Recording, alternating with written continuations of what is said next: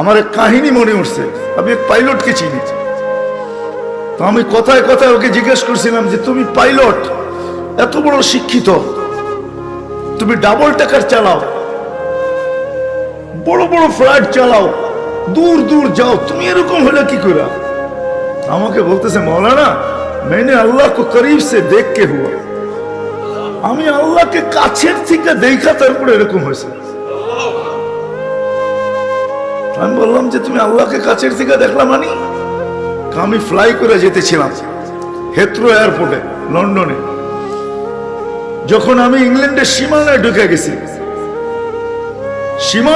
গেছি, হেথ্রোতে আমি ল্যান্ডিং করব, সীমানায় যখন ঢুকে গেছি, তো আমি বটনে পুশ করে চেকিং করে, এর আগে চেক করে যে সবকিছু ওকে আছে কিনা।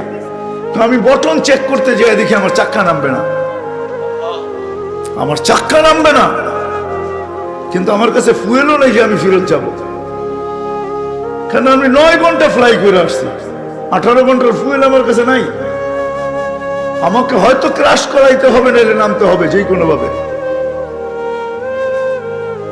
বলে আমি হেথ্রো টাওয়ারের সাথে যোগাযোগ করছি যে আমার এই অবস্থা, কি করবে করো, আমার কাছে ফুয়েল নেই, আমাকে হয়তো ক্রাশ হইতে হবে, নাহলে কোনো ব্যবস্থা হইতে হবে যে আমি ল্যান্ড করতে পারি। হেথ্রো এয়ারপোর্টের ভিতরে কিয়ামত হয়ে গেছে, কিয়ামত, যে এই জাহাজকে ল্যান্ড করাবে তো করাবে কি করে। তারপরেও একটা সিস্টেম থাকে, ঠিক না? কিন্তু বলে ওই সময় যখন আমি ল্যান্ড করতেছি প্রসেসিং এর মাধ্যমে, তখন আমার হঠাৎ মনে উঠছে আমি না মুসলমান। তখন আমার মনে উঠছে আমার আল্লাহ না সব পারে। বলে আমি চিৎকার দিছি ককপিটের ভিতরে, আমার আল্লাহ সব পারে বলে বটনে চাপ দিছি, গড়গড়ে আমার চাক্কা নেমে গেছে। আমি স্বাভাবিকভাবে ল্যান্ডিং করছি।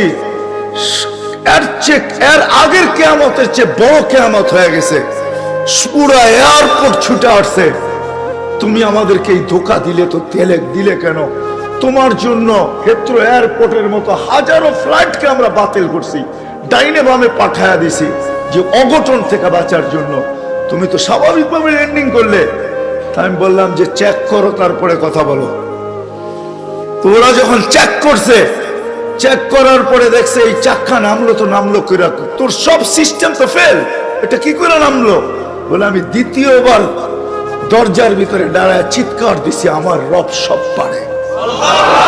তখন আমি এয়ারলাইন্সের মালিককে, এয়ারলাইন্স চালাদেরকে চাবি বুঝাইয়া দিছি, লও তোমাদের চাবি, 4 মাস পরে চাবি আমি হাতে নিব, যদি দেও, এর আগে নিব না।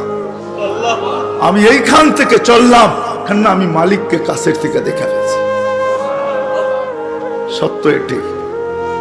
সত্য এটাই, আমি আপনাদেরকে এই সন্ধানে দিতেছি, সত্য এটাই। এই জন্য আমিও দেখা বলতেছি যে এই দেশের মাটির সাথে, মানুষের সাথে আল্লাহর ভালোবাসা আছে। কেন এই দেশে একটা পরিবেশ আছে যেটা দ্বারা মানুষ হবে। এত মসজিদ দুনিয়ার কোথাও নাই, এত মাদ্রাসা মক্তব দুনিয়ার কোনো দেশে নাই, এত হক্কানি আলেম দুনিয়ার কোনো দেশে নাই, এত আল্লাহওয়ালা গলি দুনিয়ার কোনো দেশে নেই। জুড়বো তো? যুবকরা কি বলে? আমি কি বুঝাইতে পারলাম? হ্যাঁ, মানুষ বানায় নিয়ে যাও ইনশাআল্লাহ। মনের স্বাদ আল্লাহ জান্নাতে মিটাবে। আমাদের মালিক শুধু মনের স্বাদ মিটাবে না, বরং আমরা যতটুকু স্বাদ রাখবো এর চেয়ে 10 গুণ বেশি স্বাদ আল্লাহ আমাদের মিটায় দেবে। আমাদের মালিক বড় মালিক, আমাদের আল্লাহ বড় আল্লাহ। হ্যাঁ, আমাদের মালিক বহুত বড়, যেটার বর্ণনা দিয়ে শেষ করা যাবে না। কত বড় আমাদের মালিক, সব রাখা আছে।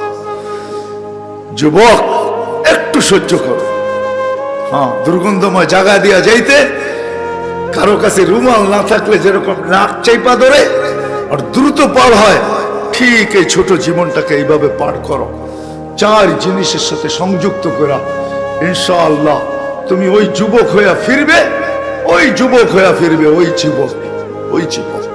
আমি আজকে এক জায়গায় বলতেছিলাম যে ওই আমার মনে হয়, আমি বলি যদি ওলামা আমার উপরে আঙ্গুল না উঠায়, তুমি ওই যুবক হইয়া ফিরবে আল্লাহ আল্লাহর রহমতের আঁচলের নিচে তোমাকে রাখবে।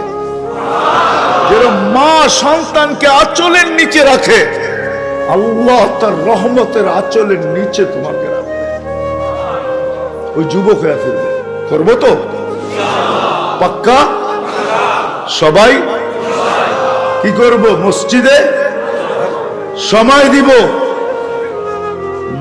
দিনী মাদারেসের সাথে নিজের সম্পর্ক জুড়ব, হক্কানি আলেমদের সাথে সম্পর্ক জুড়ব, হক্কানি আল্লাহ ওয়ালাদের সাথে নিজেদের সম্পর্ক কি জড়ব,